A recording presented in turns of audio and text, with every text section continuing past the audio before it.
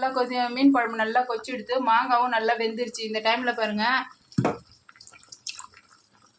சென்னாவர மீன் இது இன்றைக்கி வெறும் 1/2 கிலோ தான் வாங்கினோம். இந்த பாருங்க, சென்னாவர மீன் நல்லா கழுவி க்ளீன் பண்ணி ஆஞ்சி வச்சுருக்கேன். இப்போ வந்து இதை வந்து நான் குழம்புல போட போகிறேன்.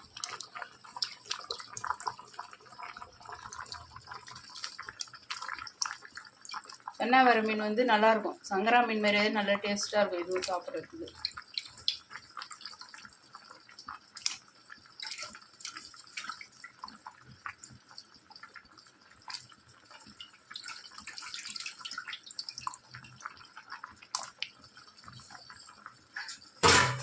மீன் நல்லா இப்போ இந்த மாதிரி கொதிக்கிற குழம்புல போட்டோம்னா, இந்த மாதிரி கொதிக்கிற டைமில் மீன் போடும்போது ஒரே கொதியில் மீனை நிறுத்திடணும் குழம்ப, இல்லைன்னா மீன் பளபளன்னு கொட்டிக்கும்.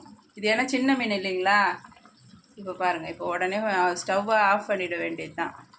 இப்போ இந்த மாதிரி கொதிக்குது பாருங்கள், இந்த மாதிரி கொதிக்கும் போது நம்ம நிறுத்திட வேண்டியது தான் ஸ்டவ்.